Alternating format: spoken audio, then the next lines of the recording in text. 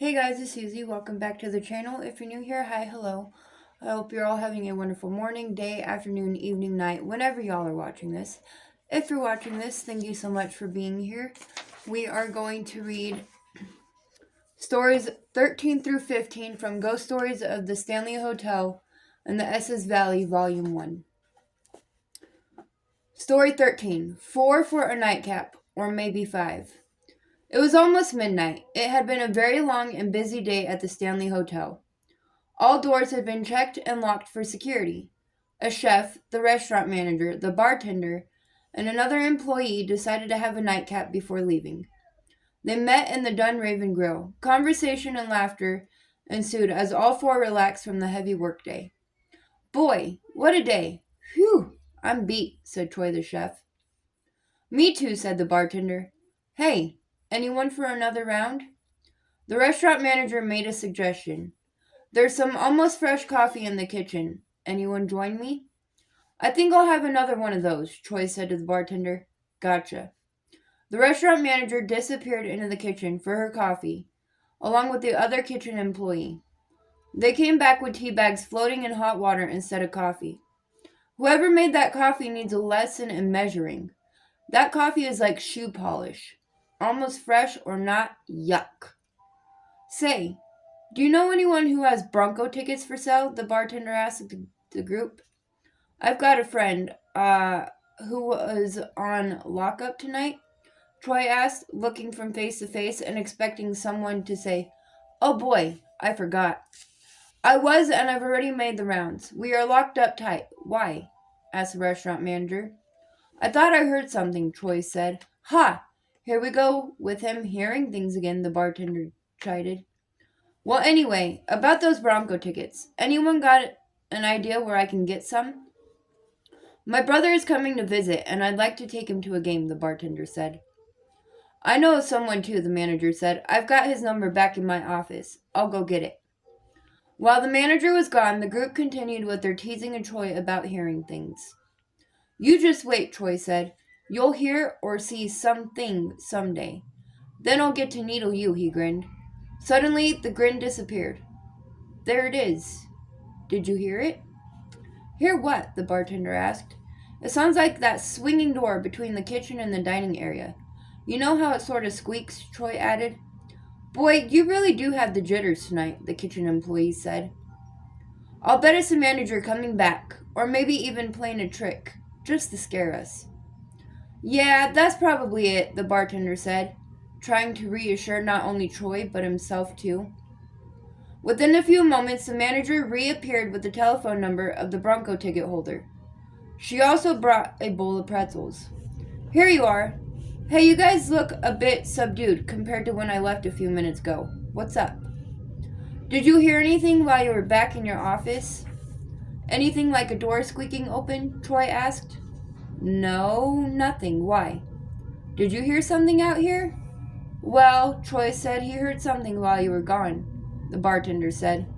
The group settled into conversation again, mostly about the happenings of the workday. At one point, there was a lull in their conversation. It was at that very moment. Did you hear that? There's that swinging door again, Troy said. Everyone stiffened, listening intently. Yeah, that time I heard it, the bartender said. The manager and the kitchen employee echoed in agreement.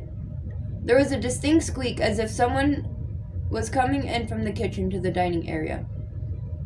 Should one of us go look? The bartender asked. As the group was discussing whether or not someone should go take a look, the sound happened again. Very distinctly, heard by all four people. I think it's time to leave, the manager said. If he was coming for cocktails, he's too late, she added, trying to be lighthearted. Story 14. The Lady Rebecca. The house sits in a cluster of little wooden cottages of the same vintage, around the early 1920s. Story has it that these cottages were built at the same time, as a complex of sorts, for summer visitors. The cottage in question was at one time reported to be a tea house, where visitors, artists, writers, anyone could come and take tea and enjoy some friendly conversation. The lady that originally owned the cottage dearly loved it. Thus, it was not surprising to learn that when she died, her ashes were sprinkled in the attic at her earlier request. Now the cottage is a rental. Michael lives there along with the spirit, who took up residence in the attic. Michael's aunt had come to visit, and she too heard the spirit. Listen, Michael.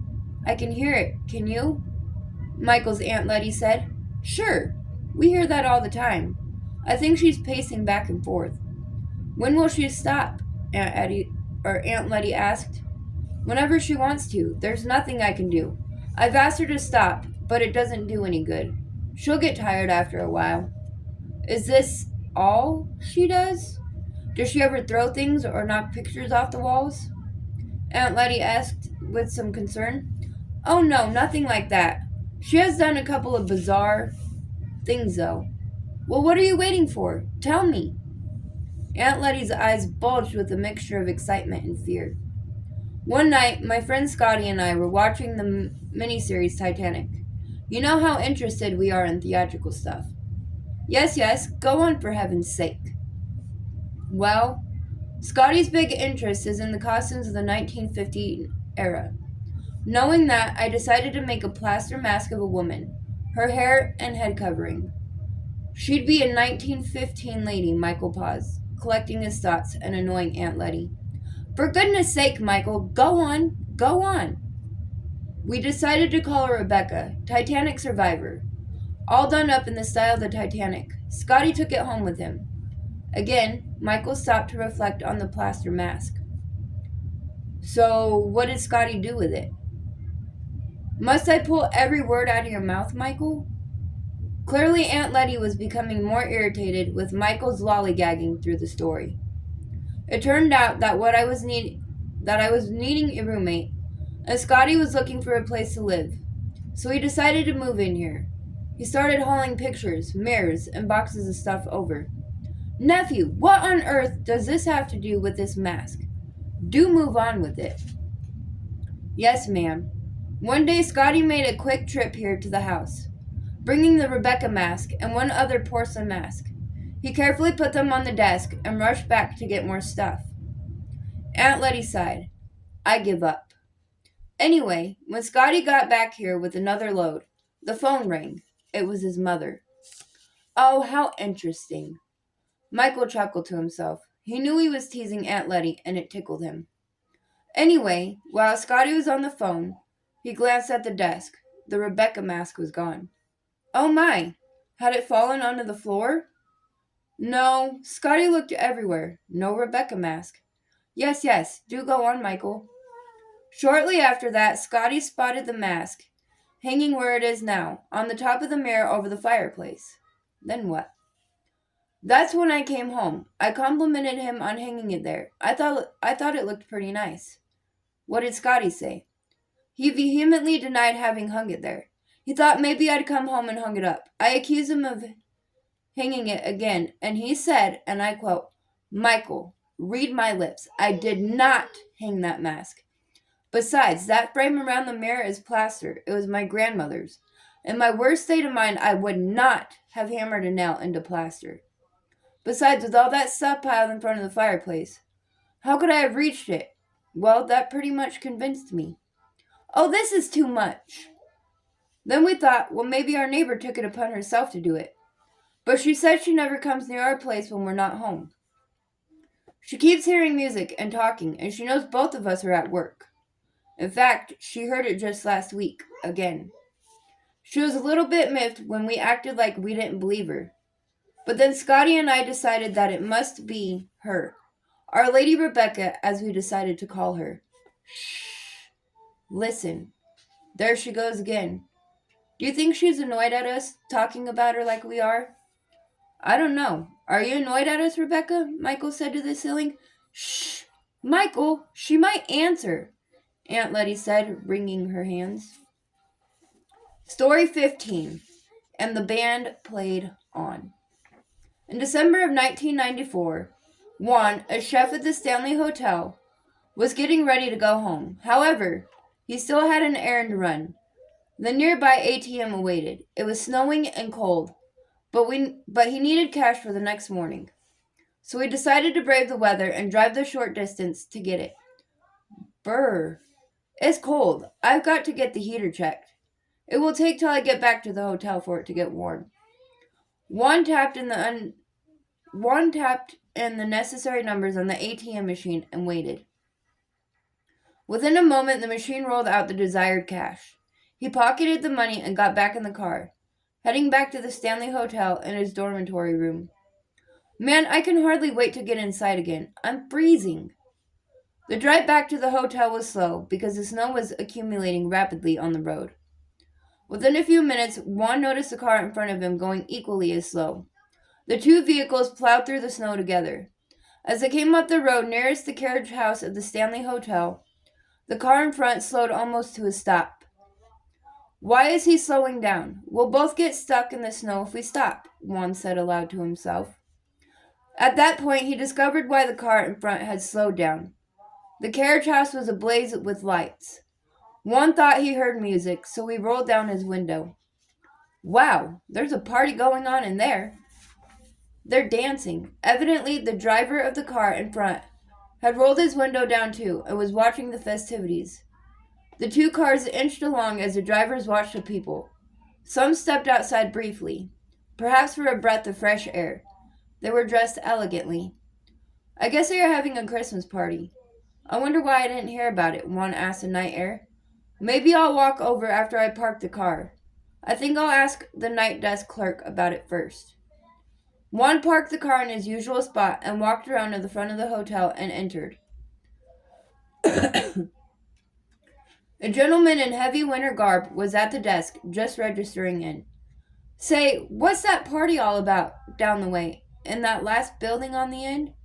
Thought I might check it out. Is it private? The guest asked the night desk clerk. Just then, Juan walked up. Hi, I'm the guy who is driving behind you. Did you see that party down in the carriage house, or was I imagining it? Yeah, I saw all the lights and the people dancing to pretty good music, the guest said.